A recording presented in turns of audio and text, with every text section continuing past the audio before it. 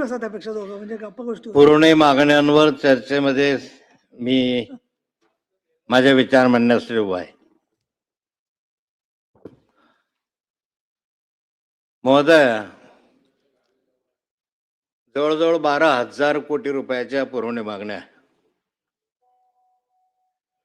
आणि या वर्षी 1,44,000 कोटी रुपयाच्या पुरवणी मागण्या आपल्या सरकारच्या माध्यमातून सभागृहामध्ये आल्या. 1,44,000 कोटी रुपयाच्या पुरवणी मागण्या येणं म्हणजे या राज्य सरकारच्या नियोजनाचं अपयश आहे.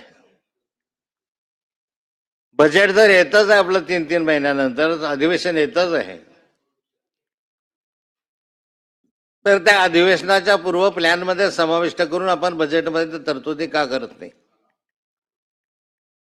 याचा अर्थ असा आहे की नियोजन नाही. मागच्या कालखंडामधल्या असलेल्या योजनांना पुरवणी मागण्यांमध्ये तरतूद आहे.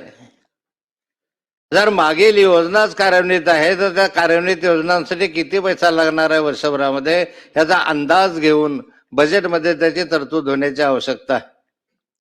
पण असं होत नाहीये. सध्या राज्याची आर्थिक परिस्थिती कोलमडलेली आहे. राज्यामध्ये आजची स्थिती अशी आहे की जवळजवळ 9.5 लाख कोटी रुपयाचं कर्ज या राज्यावर आहे. कर्ज घ्यायचं, परत त्या फेडण्यासाठी कर्ज घ्यायचं, परत व्याज भरण्यासाठी कर्ज घ्यायचं, आणि या कर्जाच्या दुष्टचक्रामध्ये आज राज्य अडकून पडलेलं आहे. राज्याच्या उत्पन्नाचा स्रोत जे आहे ते कमी होत आहे आणि राज्याचा खर्च एक बाजूला दुसरा वाढतोय. राज्यामधला नॉन प्लॅन एक्सपेंडिचर वाढतोय, प्लॅन एक्सपेंडिचर कमी होतोय. प्लॅन साठी जे तरतूद पाहिजे होती अधिकाधिक ती या ठिकाणी कमी होऊन नॉन प्लॅन कडे अनावश्यक अशा खर्चाकडे आपण वळतो आहोत. कधी काळी आपण लाडकी बहीण योजनेचं फार कौतुक केलं. राजकीय दृष्टिकोनाचा त्याला कोणी विरोधही करू शकत नव्हता. परंतु एक गोष्ट खरी आहे आशिषजी, या लाडकी बहीण योजनेसाठी 45,000 कोटी रुपयाची तरतूद तुम्हाला करावी लागली. केली पाहिजे, पण हाच 45,000 कोटी रुपयाची तरतूद करत असताना दुसरी 45,000 कोटी रुपयाची तरतूद जर त्या ठिकाणी रस्ते विकासावर, ग्रामीण भागाच्या चर्चेवर, खर्चावर किंवा कृषी खात्यावर किंवा अन्य खात्यांवर केली असती तर बरं झालं असतं, उत्पादन वाढलं असतं. ह्याच्यातनं काय उत्पादन आहे? मतं मिळतात हे उत्पादन. बाकीच्या राज्याच्या उत्पन्नामध्ये, एकंदर जीडीपी मध्ये याचे काय योगदान राहणार आहे? राज्याचं एकत्रित उत्पन्न किती वाढणार आहे या गोष्टींमुळे? अशा अनेक योजना आहे की ज्यांच्यामध्ये तुमचा अनावश्यक खर्च होतोय. समाज कल्याणच्या माध्यमातून हे करणं जरी गरजेचं वाटत असलं तरी आपले उत्पन्नाचे स्रोत लक्षात घेऊन मग ते करायला हवं. आमच्याकडे उत्पन्न अधिक असतं तर आपण किती खर्च करा, पण कर्ज घेऊन अशा स्वरूपाच्या योजना करत असताना राज्याच्या हिताचं नाही.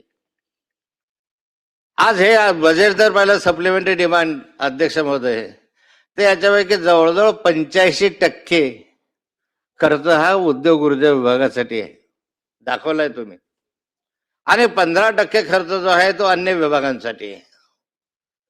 म्हणजे अन्य विभागांना तरतूद किती येणार आहे? छोटी छोटी छोटी छोटी तरतूद अन्य विभागांना आली. आणि उद्योग ऊर्जा विभागांचा जो चर्चा तुम्ही ठेवली जवळजवळ 80-85% तरतूद ज्याला ठेवली त्या उद्योग ऊर्जा विभागाची या ठिकाणी चर्चाच नाहीये. म्हणजे चर्चेला उद्योग विभाग नाहीच आहे. ज्या उद्योग विभागासाठी मोठी तरतूद आहे तो उद्योग विभाग या ठिकाणी चर्चेला नाहीये. बाकीचे विभाग सगळे घेतले असतील बारके बारके बारके बारके, पण ज्याच्यासाठी तरतुदी मोठ्या आहेत तो का चर्चेला नाहीये? अध्यक्ष महोदय, राज्य सरकारने या संदर्भामध्ये तरतुदी करत असताना त्या तरतुदी कशासाठी केल्या, काय कामासाठी केलं हे आम्हाला माहिती मिळाली पाहिजे. ती माहिती दुर्दैवाने आपल्याकडनं होत नाहीये. अध्यक्ष महोदय, मी बाब क्रमांकावर येतो.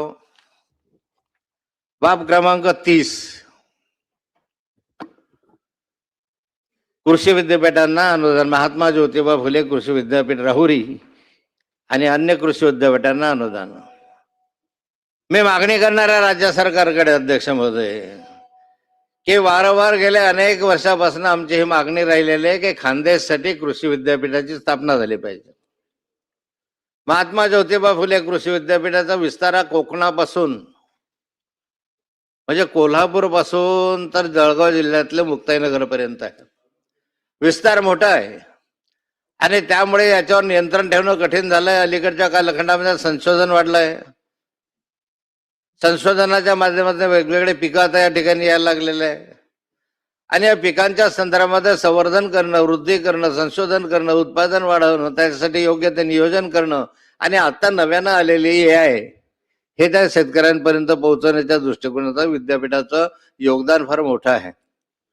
पण आमची पहिली मागणी राहणार आहे या संदर्भामध्ये की नंदुरबार, जळगाव, धुळे जिल्ह्यासाठी स्वतंत्र असं खानदेश विद्यापीठ करण्यात यावं, खानदेश कृषी विद्यापीठ.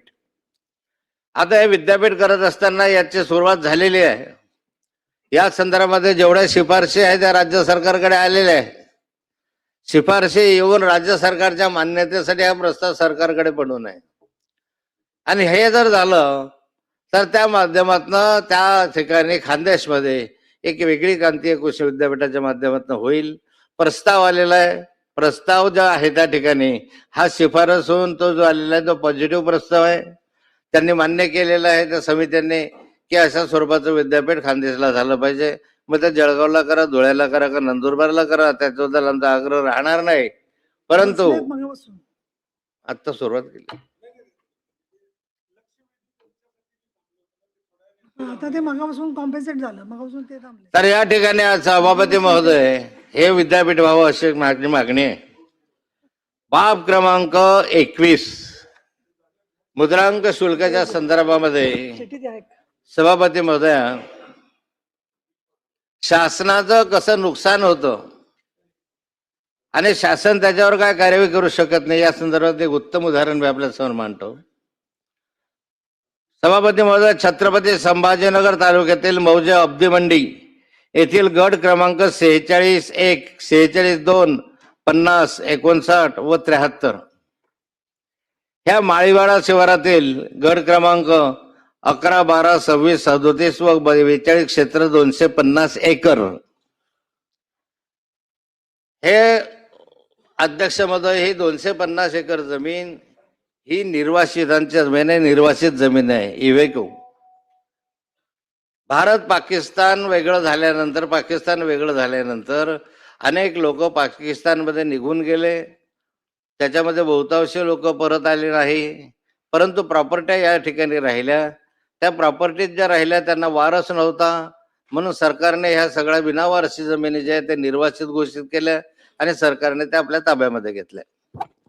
अध्यक्ष महोदय, त्यातली एक हे 250 एकर जमीन ही छत्रपती संभाजीनगरच्या शेजारी जे दौलताबाद आहे त्या शहरामध्ये ही जमीन आहे. अध्यक्ष महोदय, स्वातंत्र्यानंतर जवळपास 70-75 वर्ष झाले या जमिनीला कोणीही वारस नव्हता.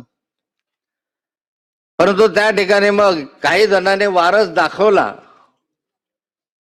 77 वर्षानंतर वारस निर्माण झाले. खरं म्हणजे पाकिस्तानात राहणाऱ्या माणसाला हिंदुस्थानामध्ये वारस 77 वर्षानंतर कसे काय झाले हाही एक संशोधनाचा विषय आहे. परंतु वारस दाखवून अध्यक्ष महोदय त्यांनी त्या ठिकाणी आम्ही या जमिनीचे वारस आहोत म्हणून जिल्हाधिकाऱ्यांकडे, संभाजीनगरच्या जिल्हाधिकाऱ्यांकडे अर्ज केला की आम्हाला वारसा हक्काने जमीन मिळावी. जिल्हाधिकाऱ्यांनी नियमाप्रमाणे कार्यवाही करावी म्हणून तहसीलदाराला कळवलं तेव्हा नियमात तपासून घ्या आणि नियमाप्रमाणे कार्यवाही करा. तिथल्या तहसीलदारने या संदर्भामध्ये नियमाप्रमाणे कारवाई करायच्या ऐवजी त्यांनी त्या ठिकाणी कुठलीही चौकशी न करता, जाब न पाहता, वारस तक्ते न पाहता, सक्सेशन सर्टिफिकेट न पाहता ती जमीन आहे ती त्यांच्या नावावर लावून टाकली. आणि हे प्रक्रिया अध्यक्ष मध्ये एका दिवसात झाली. जिल्हाधिकाऱ्याचं पत्र आलं, लगेच त्या दिवशी त्याच्या नावावर लागून गेले आणि 8 दिवसाच्या आत ते विकली पण गेली. या ठिकाणी अध्यक्ष महोदय 250 एकर जमिनीची किंमत आजच्या दृष्टिकोनात 4 कोटी रुपये एकर जरी संभाजीनगरची म्हटली तरी ते 1000 कोटी रुपयाची. 2 कोटी रुपये एकर जरी म्हटले तरी ते 500 कोटी रुपयाची जमीन आहे. हे 500 कोटी रुपयाची जमीन अध्यक्ष महोदय या ठिकाणी त्यांनी त्या ठिकाणी त्यांच्या नावावर करून दिली. वास्तविक त्या ठिकाणी तपासण्याची गरज होती, परंतु हा सारा संगनमताने केलेला एक प्रकारचा गुन्हा आहे. आणि मग अध्यक्ष महोदय, या ठिकाणी खरं म्हणजे अशा स्वरूपाची प्रॉपर्टी नावावर जर करायची असेल तर त्यासाठी निर्वासितांची जमीन नावावर करण्याच्या संदर्भामध्ये किंवा चौकशी करण्याच्या संदर्भामध्ये राज्यामध्ये एक आयुक्तालय आहे, कमिशनर आहे याच्यासाठी नेमलेला, आणि त्या कमिशनरकडे जावं लागतं आणि त्याची परवानगी घ्यावी लागते. त्यांनी सर्व चौकशी करून मग ते परवानगी देतात. जिल्हाधिकाऱ्यांना किंवा तहसीलदारला अशा स्वरूपाची जमीन अलॉट करण्याचे अधिकार नाही. पण असं असताना सुद्धा ही जमीन हडपण्याचा प्रयत्न केला आणि हडपली. 1000 कोटी रुपयाची जमीन या ठिकाणी त्यांनी त्यांच्या नावावर लावून घेतली. आणि सभापती महोदय, या संदर्भातल्या काही ठिकाणी तक्रारी झाल्या की जमीन एकाएकी निर्वासितांची जमीन कशी लागली. तक्रारी झाल्यानंतर त्याची चौकशी झाली. काही लोक हायकोर्टामध्ये गेले. हायकोर्टामध्ये गेल्यानंतर त्यांनी त्या ठिकाणी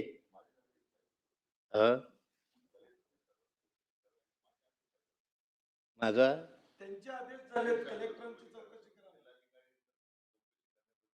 सांगतो मी पुढे, तुम्हाला माहिती आहे. हो, त्यांनी दिलेत. हो ना, त्यांनी आदेश दिलेत सांगतात त्यांची. मलाही माहिती आहे, कारण मी पण महसूल मंत्रीच होतो. त्यांनाही माहिती आहे, मलाही माहिती आहे. हे नंतर झालेले प्रकार आत्ताचे 2023चे. मला अध्यक्ष महोदय, हायकोर्टामध्ये गेला, हायकोर्टाने त्या ठिकाणी याची चौकशी करावी म्हणून आदेश दिले.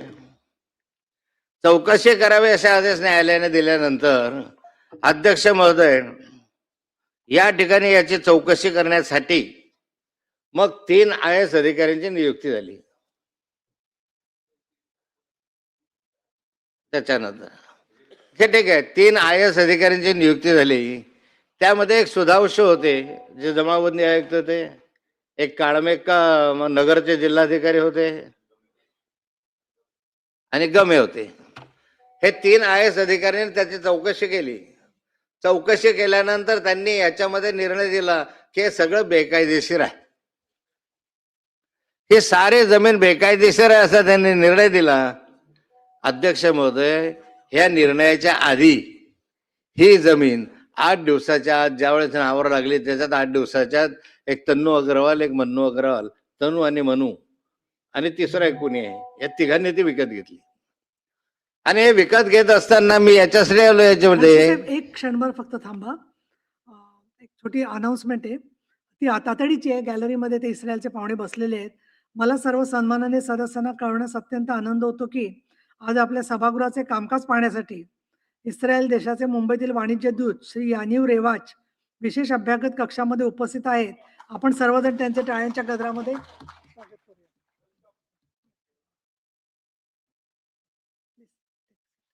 बोला.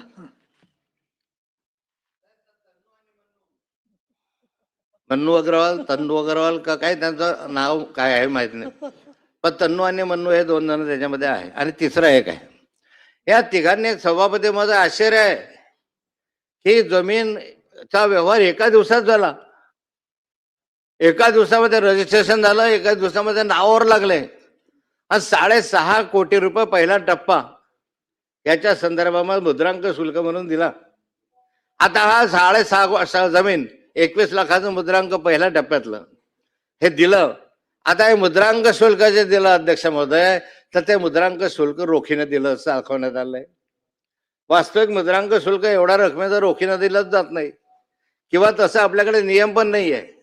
ते दिलं की नाही दिलं याची माहिती सुद्धा नाही आहे. आणि आज अध्यक्ष महोदय, हा सगळा व्यवहार सुधांशु कमिटीने या ठिकाणी 3 IAS अधिकाऱ्यांना दोषी धरल्यानंतर सुद्धा आजपर्यंत याची कार्यवाही झालेली नाहीये. का कार्यवाही होत नाही अध्यक्ष महोदय? कुणाचा जबाब आहे या कारवाईच्या संदर्भामध्ये?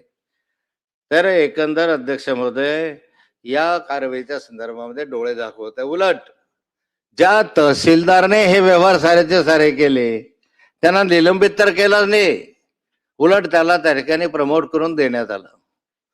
हा सगळा व्यवहार जर पाहिला तर राज्य सरकारची 1000 कोटी रुपयाची हानी झाली. एका बाजूला तुम्ही कर्ज काढतात आणि दुसऱ्या बाजूला त्या ठिकाणी अशा स्वरूपाचं तुमचं मुद्रांक शुल्काचा नुकसान होतं. माझी मागणी राहणार आहे निमित्तानं अध्यक्ष महोदय, की या ठिकाणी जो सुधांशू कमिटीने आणि 3 IAS अधिकारी मिळून त्यांनी जो रिपोर्ट दिलेला आहे, त्या रिपोर्टच्या नुसार कारवाई करण्यात यावी. त्यांनी जो रिपोर्ट दिला आणि त्याच्यामध्ये जे दोषी अधिकारी असतील, त्या दोषी अधिकाऱ्यांच्या विरुद्ध कार्यवाही करण्यात येईल. जर अध्यक्ष महोदय अशा स्वरूपाची कारवाई झाली नाही, म्हणजे आता याला 1 वर्ष होत आलं, हा रिपोर्ट देऊन 1 वर्ष झालं तरी कारवाई होत नाही, मग कुणाचा राजकीय दबाव आहे? ह्या जमिनी कोणत्या राजकीय कार्यकर्त्यांनी विकत घेतलेल्या आहेत?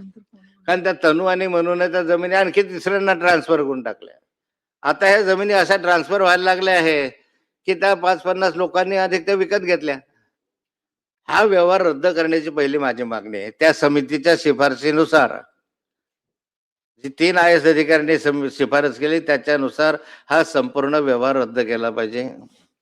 दुसरं, याच्यामध्ये जे दोषी असतील त्यांच्या विरुद्ध कारवाई केली पाहिजे. ज्या सब रजिस्ट्रारने याच्यात मुद्रांक शुल्काच्या संदर्भात घोटाळा केलेला आहे त्याच्या संदर्भात त्याच्यावर कारवाई झाली पाहिजे. आणि अध्यक्ष महोदय, हा 1000 कोटी रुपयाचा घोटाळा आहे. याची सरकारच्या माध्यमातून चौकशी करत असताना ही आता रेव्हेन्यू डिपार्टमेंटकडून चौकशी झाली नाही, कारवाई झाली नाही, तर याची चौकशी पूर्णतः ईडीकडे किंवा अन्य संस्थेकडे दिली पाहिजे. जे सत्य आहे ते सत्य आहे. तुमच्याच अधिकाऱ्यांनी या ठिकाणी मांडल्यानंतर त्याच्यावर जर कारवाई होत नसेल तर मग शेवटी दुसरी यंत्रणा बघवली पाहिजे. आणि अध्यक्ष महोदय, हा फार मोठा घोळा संभाजीनगरचा 1000 कोटी रुपयाचा जवळपासचा नुकसान आणि घोळ आणि त्याचबरोबरीला भ्रष्टाचार कसा होतो याचं एक उत्तम उदाहरण या ठिकाणी दिलेलं आहे. अध्यक्ष महोदय, बाब क्रमांक 21 आपला बाब क्रमांक उद्योग ऊर्जा विभागाचा आहे. सौरच्या संदर्भामध्ये अनुदान आपण या ठिकाणी दिलेलं सप्लिमेंटरी डिमांडमध्ये. आता सोलर सिस्टीमसाठी अनुदान देत असताना एका बाजूला सोलरला प्रोत्साहन द्यावं म्हणून घराघरामध्ये त्या ठिकाणी अध्यक्ष महोदय सोलरला कनेक्शन द्यावं अशा स्वरूपाची योजना सरकारने आणली. 3 KV पर्यंत कनेक्शन देण्यासाठी सबसिडी सरकारने त्या ठिकाणी दिली. आता सबसिडी घेऊन मोठ्या प्रमाणावर त्या ठिकाणी बहुतेकांनी आपल्या घरावर सोलर बसवले, रूफटॉप म्हणून सोलर बसवले. सोलर बसवले. काहींनी 5 KV पर्यंत केले, काही 4 KV पर्यंत, काही 2 KV पर्यंत केले. पण अध्यक्ष महोदय, आता हे सगळं व्यवस्थित सेट झालेलं असताना सुद्धा मागच्या आठवड्यामध्ये सरकारने आपल्या वीज मंडळाने एक फतवा काढला की आता यापुढे तुम्हाला ते 3 KVच्या जी वीज वापरत असताना त्या वीज वापरावर त्यांनी बंधन असं आणलं की तुम्ही मागच्या वर्षभरामध्ये जे घरामध्ये वीज वापरली त्याचा ॲव्हरेज काढून तेवढंच फक्त तुम्हाला वीज वापरीसाठी आणि त्या सोलरसाठी परवानगी देण्यात येईल, अन्यथा नाही. एका क्षणामध्ये बटन दाबलं सभापती महोदय वरून ते आपल्या प्रकाशगडमधून आणि साऱ्यांचे कनेक्शन एका क्षणात बंद केले की तुम्ही मागच्या वर्षीचे एरियाज भरा आणि मग तुम्हाला कनेक्शन देते. मला वाटतं धोरणात्मक बदल एवढ्या क्षणामध्ये करून तुम्ही मग सोलर सिस्टीमला प्रोत्साहन देता म्हणता. सोलर बसवल्यानंतर परत मागच्या कालखंडामध्ये एरियास वसूल करायला लागले. काही लोकांनी त्या ठिकाणी एका वर्षाचं ॲव्हरेज काढायचं कसं? कारण बऱ्याच ठिकाणी काही असतं की 1 वर्ष घरामध्ये काही घर भाड्यानं देतात, काही महिना दौऱ्यावर गेले किंवा महिना सहलीवर गेले तर त्यातली वीज वापर कमी असतो. मग एका ठिकाणी वीज वापर कमी दाखवत असताना त्या ठिकाणी सोलरच्या ठिकाणी जे ॲग्रीमेंट केलेलं आहे, जे तुम्ही ठरवलेलं आहे, जे तुम्ही त्याच्यानुसार 3 KVचं कनेक्शन दिलेलं आहे त्यानुसार करा ना. अचानक अशा स्वरूपाचे बदल करत असताना राज्यामधल्या सगळ्या वीज ग्राहकांना अडचणी आणण्याचं काम सरकारच्या माध्यमातून आज होत आहे. माझी मागणी राहणार की पूर्वीसारखं धोरण ठेवा. जे तुम्हाला द्यायचं आता म्हणतं की सबसिडी जास्त होते, कमी होते. अरे जास्त कमी तर तुम्ही काय त्याच्यासाठी योजना आणतात? दुसरा, सभापती महोदय, शेतकऱ्यांमध्ये फार मोठ्या प्रमाणात नाराजी या संदर्भातली अशी आहे की या ठिकाणी सोलर सिस्टीमने कृषी पंपांना कनेक्शन द्यायचे. आता तुम्ही वर्षभर झाले कृषी पंपांना रेग्युलर कनेक्शन देणं बंद करून टाकले आणि सोलर सिस्टीमने रेग्युलर कनेक्शन घ्या असं सांगितलं. आता सोलरच्या संदर्भामध्ये आता 7.5 हॉर्स पॉवर पर्यंत तुम्ही परवानगी द्यायची सुरुवात केलेली आहे.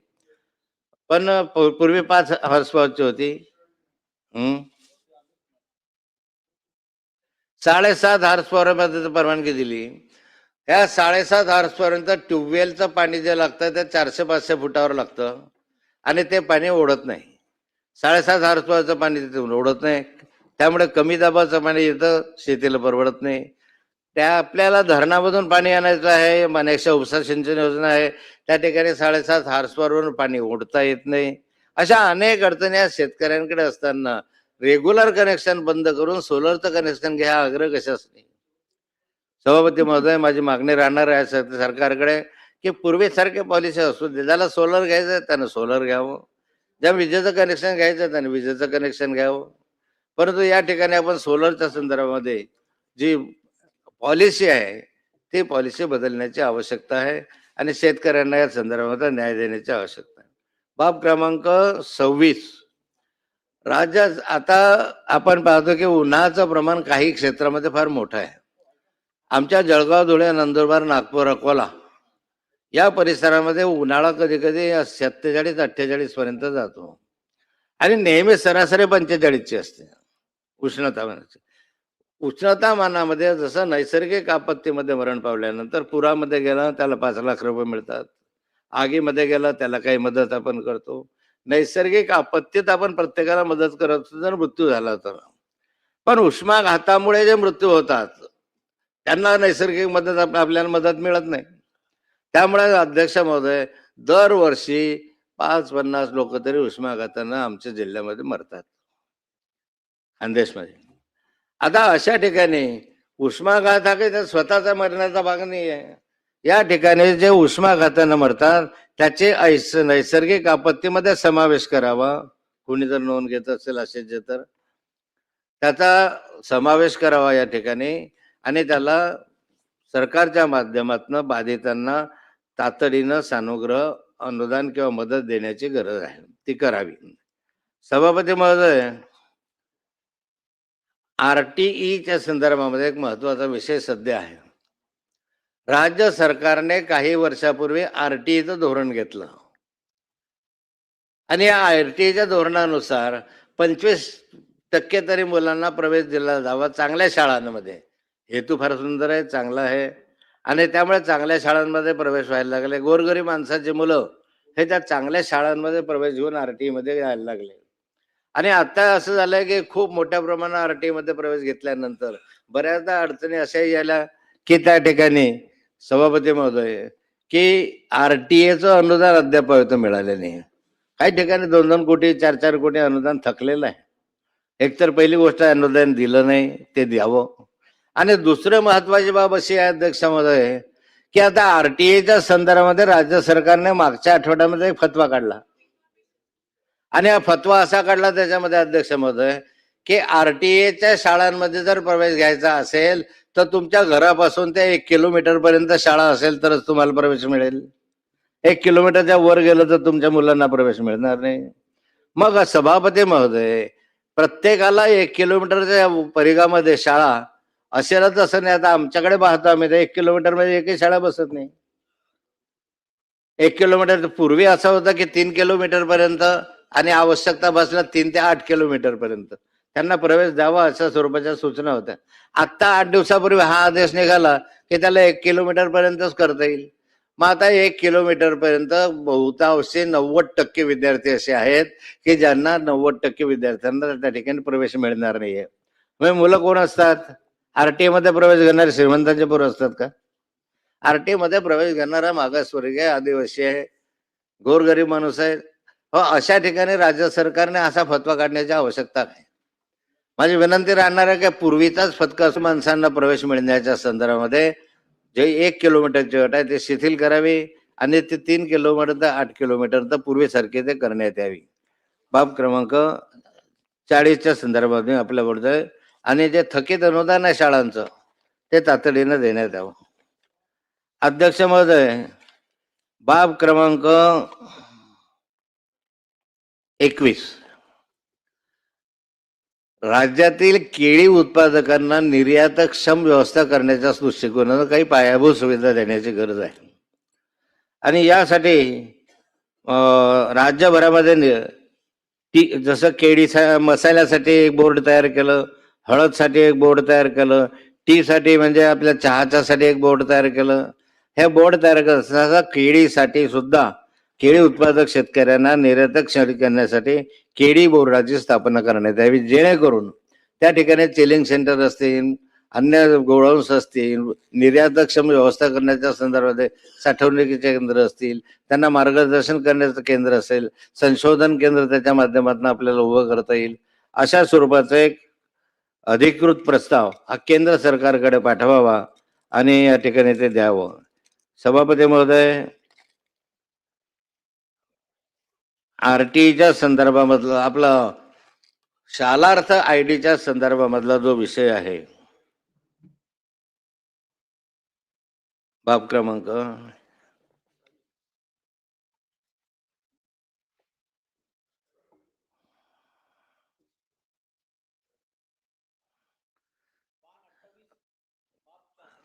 28 बाब 40. पाहून सांगितलं का? थँक्यू. पाहून सांगितलं. शालार्थ आयडीच्या पाहून सांगितलं, संदर्भामधला एक विषय राज्यभर गाजतोय. गेले 1 वर्ष झाले.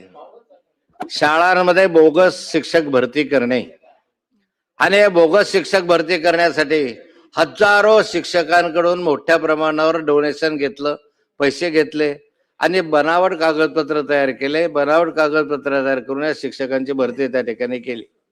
2012 पासून तर 2025 पर्यंत त्यांना अशा स्वरूपाच्या भरतीला हा घोटाळा या राज्यामधला सर्वात मोठा घोटाळा आहे. या राज्यामध्ये आतापर्यंत झाला नाही एवढा मोठा घोटाळा या अनुदानाच्या माध्यमातून आज होत आहे.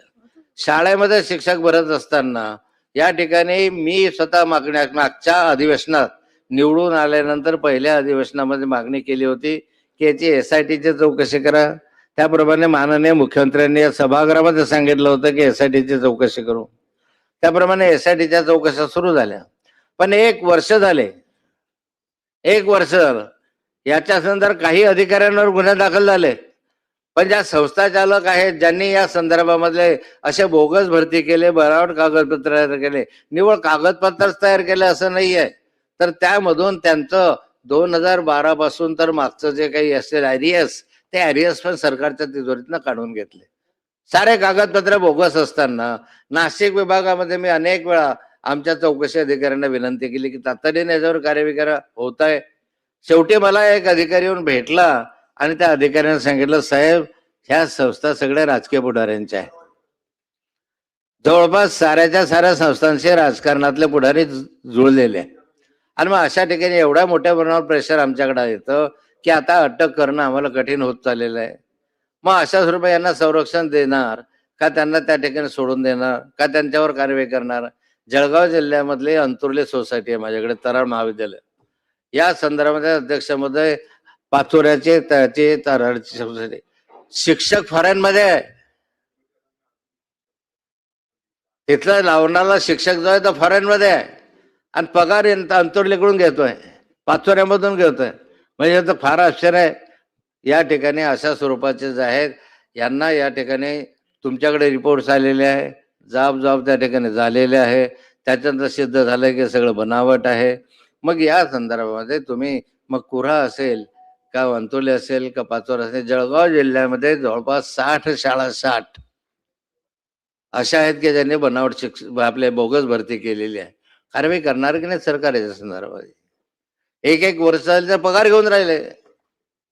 तर हायकोर्टात गेला, हायकोर्टामध्ये नीट बाजू सरकारकडनं मांडली गेली नाही म्हणून त्याचे पगार सुरू झाले. हजारो कोटी रुपये या संदर्भात सरकारचे जात आहे. एका बाजूला उत्पन्नाचे स्रोत थांबलेले आहे आणि दुसऱ्या बाजूला अशा स्वरूपाचा पैसा वाया जातोय. सरकार याच्याकडे लक्ष देणार आहे की नाही, यांच्यावर कार्यवाही करणार आहे की नाही? सभापती महोदय, तातडीने यांना अटक केली पाहिजे. तातडीने यांच्याकडे जो पैसा आहे तो वसूल केला पाहिजे. आणि ज्या शिक्षकांची फसवणूक झाली त्या शिक्षकांनाही दुसरीकडून कसं संरक्षण मिळेल या संदर्भात सरकारनं कार्यवाही करण्याची आवश्यकता आहे. बाब क्रमांक 181 राज्यातील खाजगी ITयांना अनुदान सुरू करण्याच्या संदर्भातला एक विषय आहे.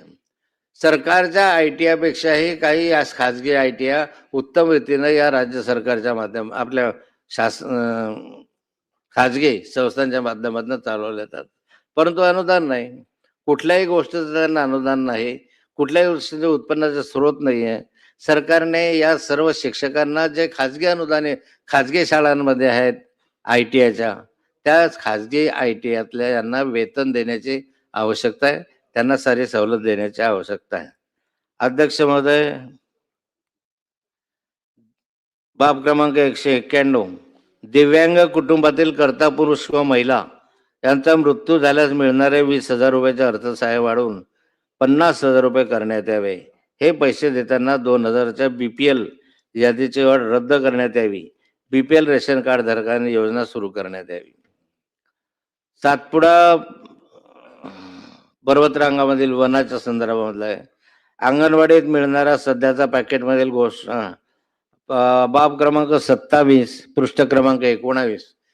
सभापती महोदय, जंगलामधून जात असताना जंगलामध्ये पूर्वी 1 वर्षापूर्वी सुधीर भाऊ मुनगंटीवार असायच्या त्यावेळेस जंगल आहे, त्या जंगलामधून जात असताना रस्त्याने एखाद्या प्राण्यानं जर धडक दिली, रानडुक्कर असेल, गारा गवा असेल, अन्य असेल, जे कोणी असेल, अशा वन्य प्राण्याने जर धडक दिली आणि तो मनुष्य मृत पावला तर त्याला 5 लाख रुपये देण्याची तरतूद पूर्वी होती. मधल्या 10 लाख रुपये मधल्या कालखंडामध्ये तरतूद बंद करून टाकली. पण तो जर वन्य प्राण्यामुळे मरत असेल, त्याच्या धडकेमुळे मरत असेल, त्याच्या चावल्यामुळे मरत असेल, तर त्याला ही आता सरकार काय म्हणतं, आमच्या जंगलात नाही मरण पावला, तो जंगलातल्या रस्त्यात मरण पावला. अहो, रस्त्यामध्ये काय येतो, जंगलातून इकडून तिकडे उडी मारतो म्हणूनच रस्त्यात येतो की नाही. म्हणून या ठिकाणी पूर्वीसारखं जंगलामधल्या वन्य प्राण्याने धडक दिल्यामुळे जर कोणाचा मृत्यू झाला असेल तर त्याला त्या ठिकाणी हे 10 लाख रुपयाचं अनुदान तातडीनं सुरू करण्यात यावं, अशी सरकारकडे मी मागणी करणार आहे. बाब क्रमांक 177, अंगणवाडीत मिळणारा सध्याचा पॅकेटमधील पोषण आहार अत्यंत निकृष्ट दर्जाचा आहे. आहार मुले खात नाहीत. त्यामुळे ही पद्धत बंद करून पूर्वीप्रमाणे अंगणवाडीत शिजवलेला ताजा व सकस आहार देण्याची आवश्यकता आहे. सगळ्या योजना हे ठेकेदारांसाठी आहे. मग शालेय पोषण सकस आहार योजना असतील, काही मुलं खात नाही, फेकून देतात. त्याचा वास येत राहतो, अळ्या असतात, परंतु ठेकेदाराचे पोट भरायचे असतात, पोट भरायचं असतं, म्हणून ह्या योजना तुमच्याकडे सुरू आहे. कुठे भांडी वाटपची योजना असेल, कुठे याच्या वाटपची योजना असेल. काय फायदा होतो अशा योजनांचा माहिती नाही. म्हणून सकस धान्य करत असताना अशा स्वरूपाचे फळं द्या, केळी द्या त्याच्या माध्यमातनं, आणि एक हे करावं. अध्यक्ष महोदय, मी बाकीच्या मागण्या या सभागृहात मांडलेल्या आहेत, पण मी सरकारला वारंवार सांगणार आहे की उत्पन्नाचे स्रोत वाढवा. खर्च मोठ्या प्रमाणावर होत आहे, त्याच्यात कपात करा. खर्चामध्ये बचत केल्याशिवाय उत्पन्नाचे स्रोत वाढणार नाही. आणि प्लॅन एक्सपेंडिचर वाढवला पाहिजे, नॉन प्लॅन एक्सपेंडिचर कमी केला पाहिजे. याकडे सरकारने लक्ष द्यावं. जय हिंद, जय महाराष्ट्र. तुम्हाला वेळ पुरला का नाही? अजून पाहिजे? हम्म. घाई झाली बोलायला, मी बेल वाजवली नाही. काय आता सभागृहात कोणीच राहिले नाही बसून.